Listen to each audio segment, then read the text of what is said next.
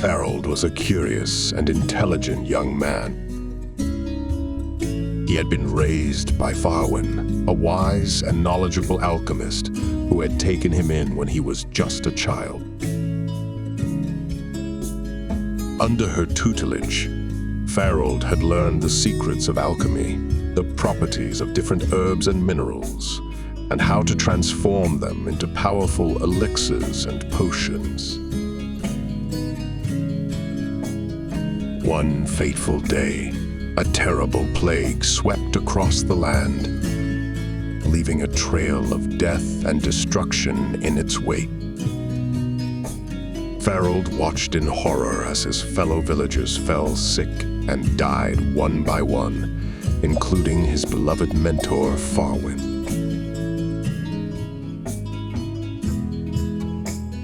Determined to find a cure for the deadly disease, Harold set out on a perilous journey, armed with only his knowledge of alchemy and his indomitable will.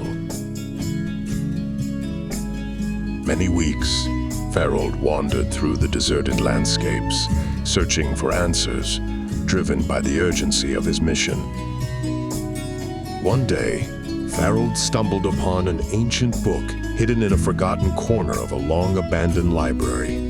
The book contained a recipe for a powerful antidote that could cure the plague. Excited and hopeful, Harold set to work, gathering the necessary ingredients and brewing the potion with great care and precision. As he journeyed through the deserted villages, Harold administered the potion to the sick and dying one by one. To his great joy, he saw them recover before his very eyes, their strength and vitality returning. And so, Harold continued his quest, spreading hope and healing wherever he went. But Harold was wrong. He didn't know that every single person he had healed fell into a dark and horrible state just a few days after he left the village. Everyone who had received some of Harold's healing potions began to change and became a literal monster. Less aggressive and blood-hungry, killing anyone who got in its way, disgustingly changed and hungry for human flesh. As Harold arrived at a village he hadn't been before, he noticed a loudly raging crowd at the village stables. A messenger, still on his horse, had just read out a message. When Harold approached and the messenger recognized him, the messenger pointed at Harold and shouted to arrest him. Before Harold could escape, he was immediately seized by the angry crowd and was horribly beaten. Harold, who still didn't know what happened to him, begged to be let go. But the crowd brought Harold to the marketplace. Some in the crowd shouted that he should be hanged.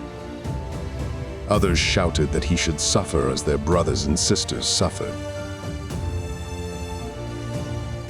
Harold, to whom still no one wanted to explain why they were arresting him, passed out.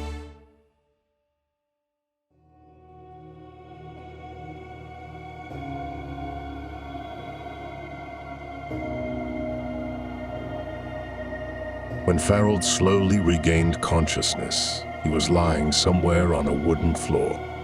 His hands were tied and a cloth bag had been put over his head. It was silent, but Harold could hear the occasional cawing of some nearby crows. Still dazed and almost unconscious, Harold slowly got up from the floor. He pulled the cloth bag from his head. Standing on a wooden platform, Harold saw the abandoned marketplace.